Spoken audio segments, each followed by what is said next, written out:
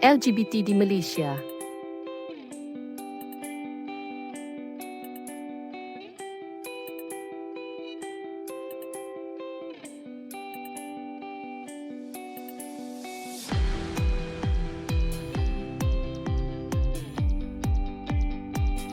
Pendahuluan.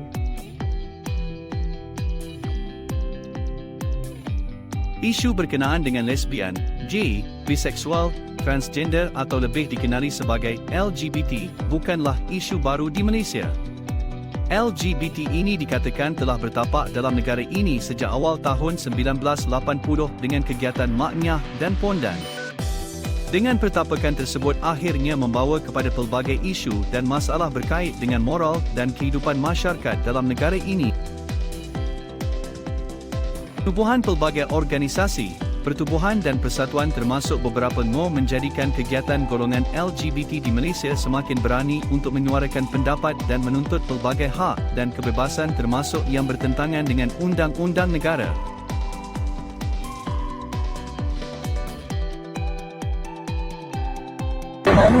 Kalau Malaysia mampu menjadi sebuah negara yang menerima golongan, saya yakin Malaysia akan menjadi sebuah negara yang lebih aman, lebih gembira, maju dan juga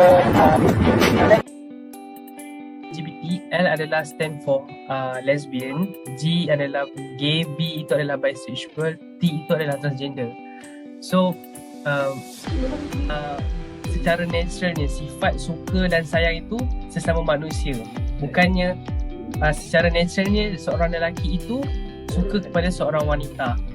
Ini adalah luar tabi'i, luar natural. Seperti lesbian suka sesama wanita, bisexual suka kepada wanita, at the same time suka kepada lelaki juga. Dia dua-dua. And T juga, T adalah transgender, which is berlakunya perubahan jantina, buang jadi seorang lelaki ataupun balik. Itu adalah LGBT secara asasnya lah. Dan LGBT itu adalah tidak normal. Kita perlu berkeras perkara ini.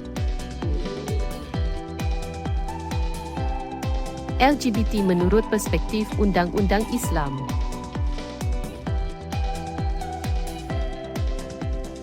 Berdasarkan Undang-Undang Islam atau hukum syarak adalah jelas bahawa perbuatan LGBT ini sama sekali diharamkan dan diterangkan secara jelas sama ada di dalam Al-Quran maupun hadis.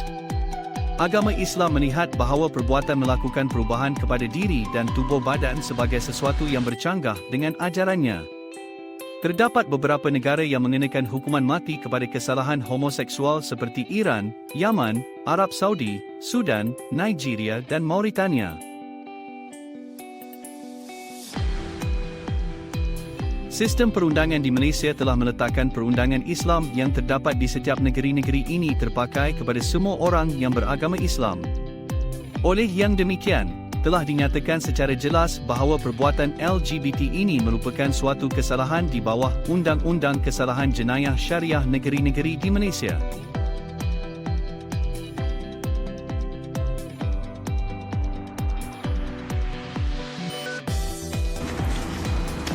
Isu LGBT mana perlu utamakan, hak warga negara atau maslahat umum? Baik.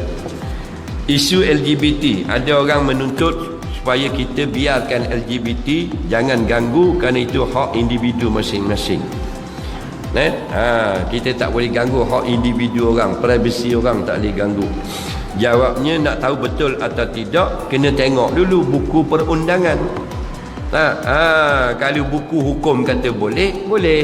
Kalau buku hukum kata tak boleh, kena halang, kita halanglah. Faham lagi? Mana bukunya? Bukunya Nabi kata taraktu fikum amrayni lan tadillu, nampak, abada ma tamassaktum bihima. Aku tinggal kamu dua buku perundangan, kamu tidak akan sesat selama kamu pegang beramal peraturan-peraturan daripada dua buku ini, kitab Allah wa sunnatan Nabi, iaitu Al-Quran dan hadis. Faham lagi? Al-Quran dan hadis mengharamkan LGBT dan dia masuk perkara mungkar. Faham lagi? Kenapa LGBT ini diharamkan? Yang pertama sekali, LGBT ni diharamkan secara asalnya ia melawan hukum agama Islam yang telah ditetapkan oleh Allah SWT, hukum agama Islam itu sendiri, kerana berpandukan rukun prinsip rukun negara, iaitu kepercayaan kepada Tuhan itu perlu ditegakkan. Itu yang pertama. Yang keduanya adalah aktiviti ini akan menyumbang kepada penyakit HIV, Human Immunodeficiency. HIV ini adalah satu penyakit yang tidak dapat dirawat, di mana imun badan kita sangat rendah. Walaupun terkena demam sesama biasa, ia akan boleh membawa kepada maut. Itu adalah mengapa LGBT itu diharamkan. Isu-isu yang timbul daripada gejala LGBT.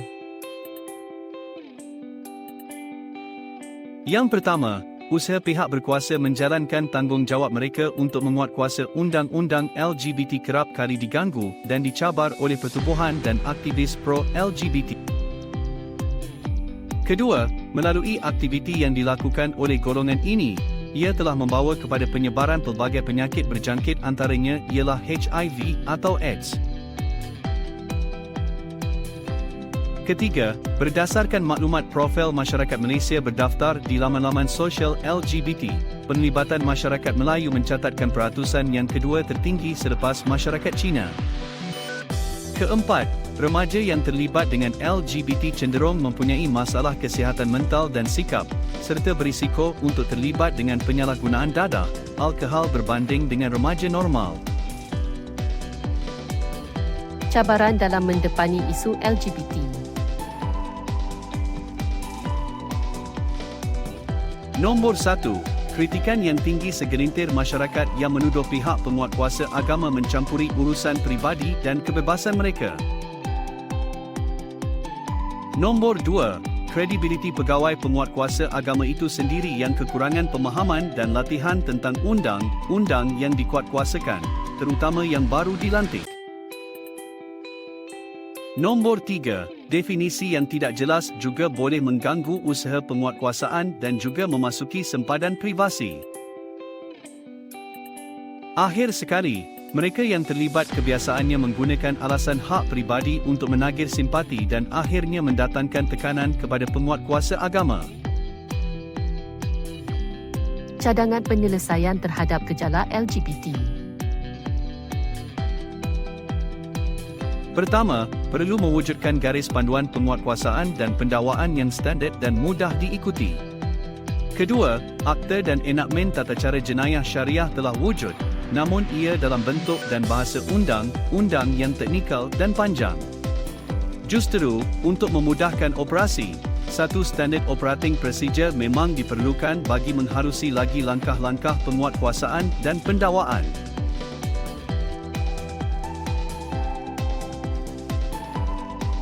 Yang terakhir adalah apakah cadangan penyelesaian terhadap gejala LGBT.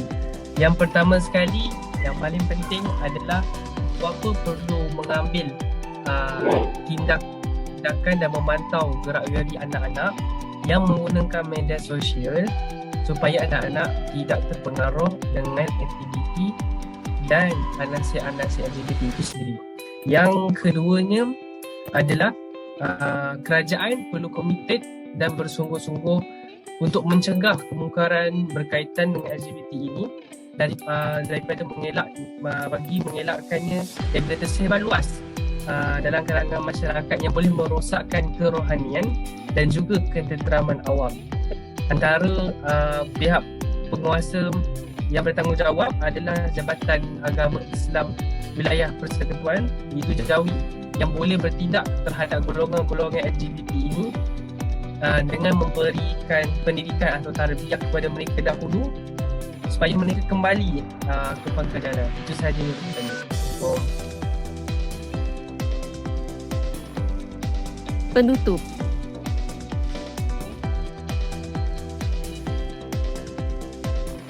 Permasalahan berkait dengan LGBT ini sememangnya perlu dibendung secara agresif kerana risiko untuk menjadikannya menular secara kritikal sangat tinggi. Dalam era globalisasi dan media sosial kini, masyarakat sangat mudah untuk terpengaruh dengan setiap apa yang dipapar dan dipertontonkan kepada mereka tanpa menilai kesan baik dan buruknya. Pelbagai isu dapat dilihat yang kesemuanya menjurus kepada perkara negatif yang mampu merosakkan institusi masyarakat dan seterusnya memberi risiko kepada keruntuhan sesebuah negara. Peruntukan undang-undang sedia ada perlu diperkemas dengan kadar yang segera bagi memastikan setiap permasalahan baru yang muncul dalam negara dapat diatasi secepat yang mungkin.